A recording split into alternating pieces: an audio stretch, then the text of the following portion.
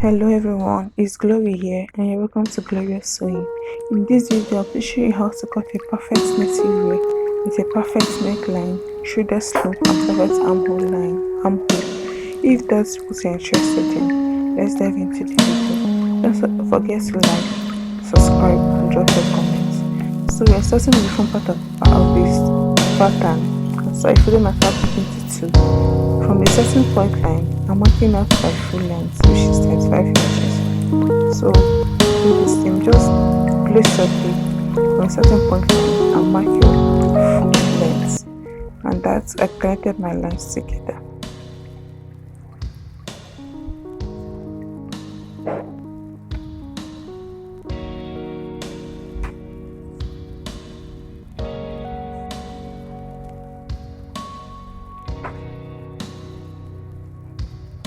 So from there, make sure that you're working with a flat fabric.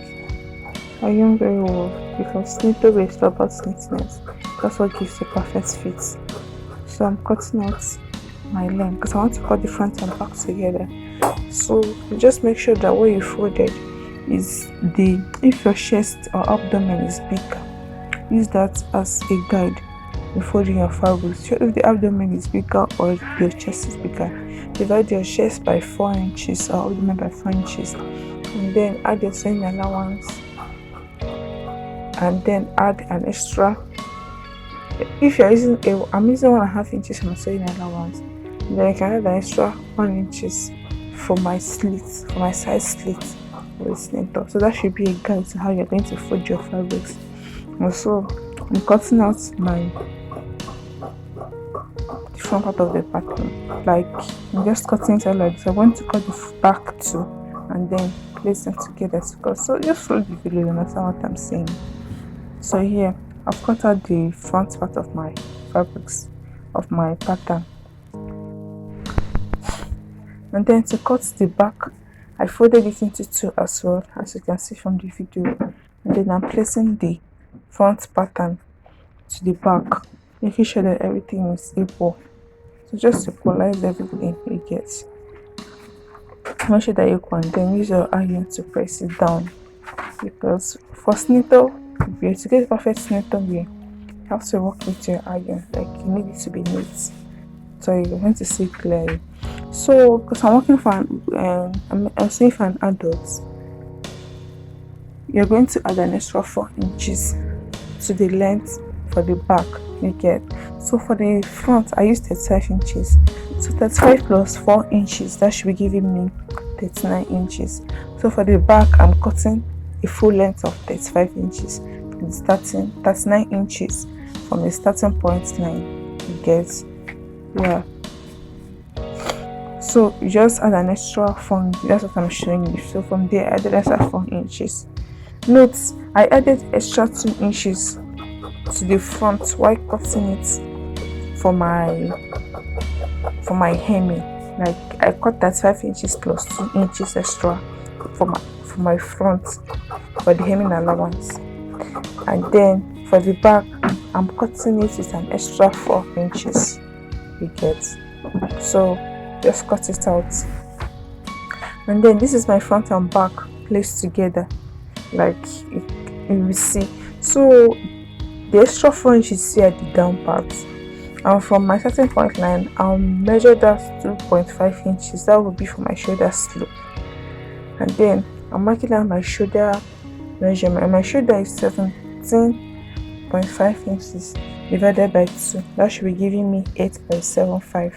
This is me marking out 8.75 plus an additional half inches for joining my shoulder, my armhole line to my sleeve. So I marked my 2.5 inches downward. As you can see, the back and the front are together. Then I'm going to rule a straight line from the edge of the fabric, for the edge of my starting point line to that 2.5 inches. So just rule a straight line as you see me do, you get, and then you connect it together. This is to make sure that the front and the back have the same or exact shoulder slope you get. So that's just the secret there. And then I'm going to be cutting out that line ahead. So after sewing the material, you find out that the front and the back are perfect. Like the shoulders are aligning. There's no bulginess. There's no foot at the shoulder region. So that this is just the secret to cutting it. So I cut it out, and then I'm here marking down my shoulder measurements. So you just take that out, and then the next step, remember that the back is greater by by an extra 4 inches. So I'm going to pull my front pattern down, get make the hem of the front and back together, and then that extra 4 inches will now come at the front as you see me do. So the one with a longer length is the back, and then the other one is the front. So just pull your back downward, your front pattern downwards, and equalize with the hem, and then you have that space. So the next thing now is that you are going to be marking out half inches, because you're going to be folding our back to the front. You just sit in a GV. So just mark an extra half inches. That will be a guide. So the extent you're going to be folding, overlapping the back to the front. So as you see me, so I just folded the back on top of the front, and then making sure that it stop at the exact half inches that I drew earlier. This is arranging my pattern, arranging my fabrics very well. That's the secret to getting a perfect shoulder slope, and also help you to get a perfect neckline at the same time. So this is the secret in making a snake so wear, because once you fail in this upper part, it's like it's no more giving. Get the shoulder will not be sitting well, or your singlets or whatever you're wearing inside might be showing at the shoulder region you get at that neckline. So this is just it. So I folded it into two. I overlapped it to stop at the half inches, and then I used my pressing iron to press it flat. Yeah. So that is it.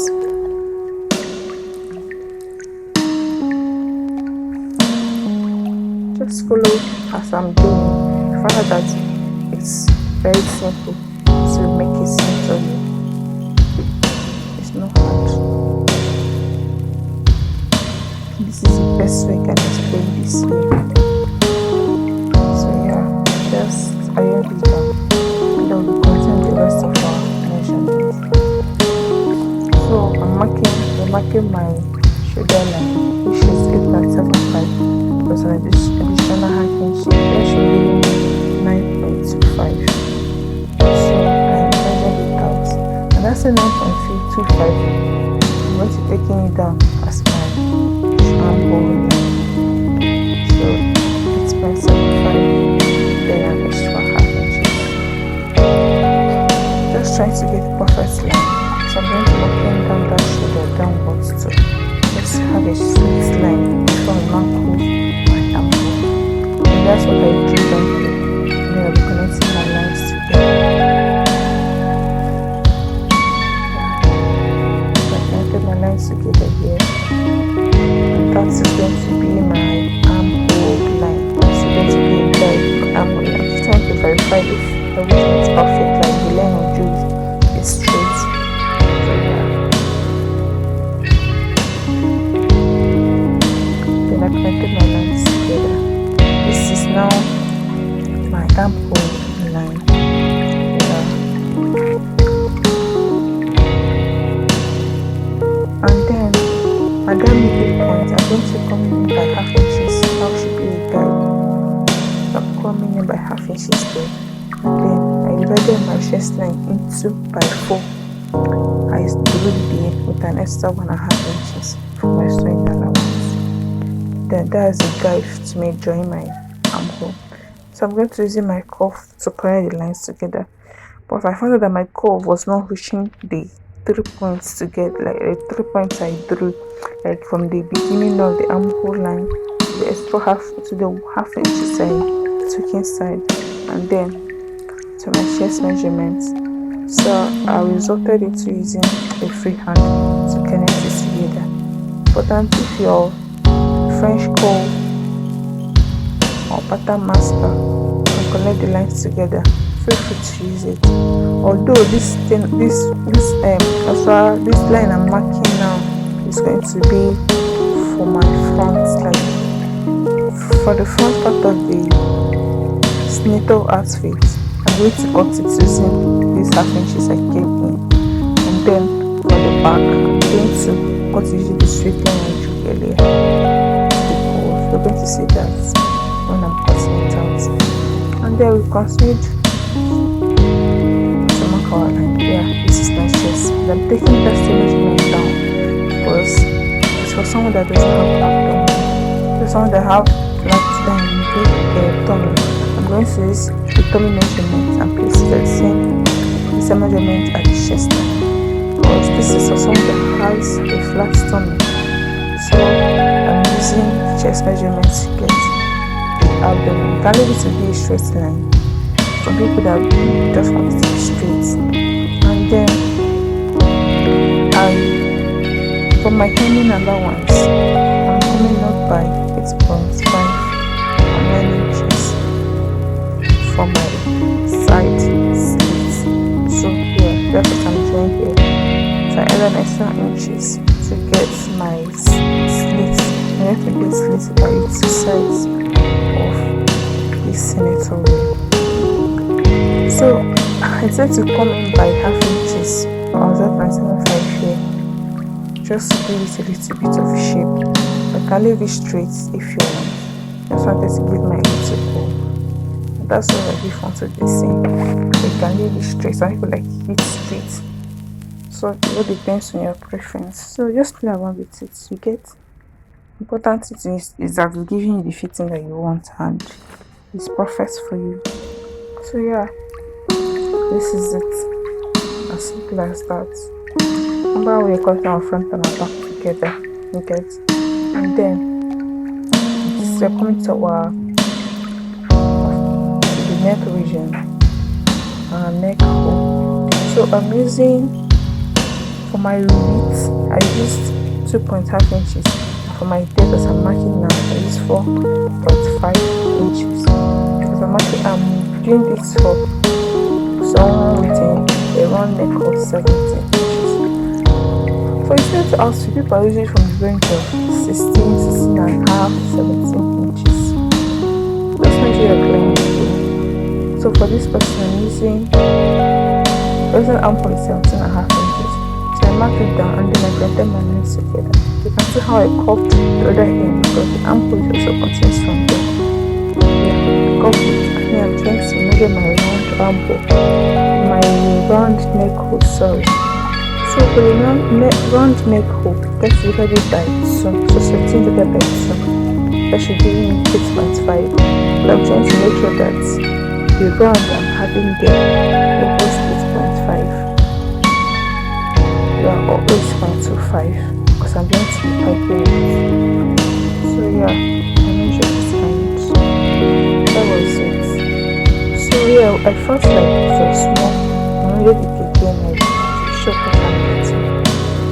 But this is very important because others, if you're not careful with this, after seeing it, your singlet or whatever you're wearing inside will be popping out, and that's not a good sight at all.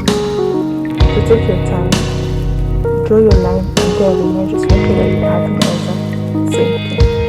So here I wanted to come out by 0.25, extra 0.25. So I connected it.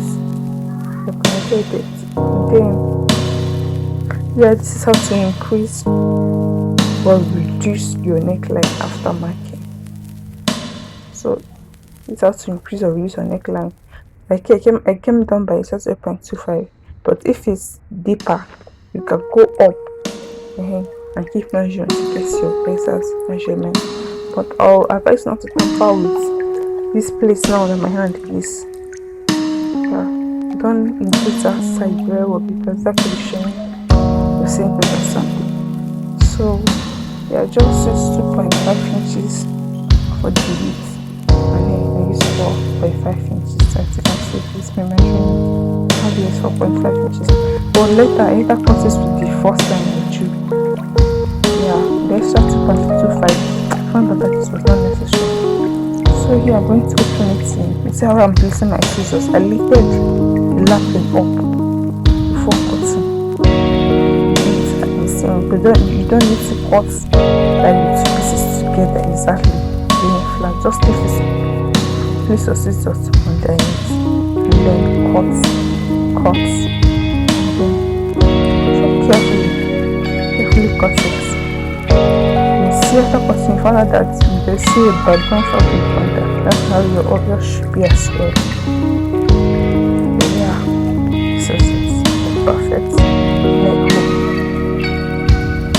Beautiful. That's all. And then I'm marking my armhole line for the back. So I'm making that line. So for the one that you're killing by half inches, going to be for the front, and then the one I just drew now going to be for the back. Because cutting, I'm going to cut everything from the using the back. Then later I'll lift up my front pattern and trim out the half inches. I keep it back. So yeah, this I'm cutting my armhole. So you do the same. Cut the front and back using the back armhole line first, and then later you can lift the front and trim out the half inches.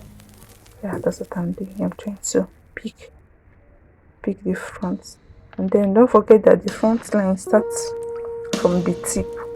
Yeah, exactly. With my scissors, just where the front part of the neckline starts, and then I'm cutting the half inches I came in by. Exactly. So just follow as I'm doing. You will get a perfect armhole line. There will be no brushiness at the armhole line. To be laying perfect, sitting perfectly well. Be kept, there's no food, no space around the region. Yeah. And then I continued the rest of the fabric.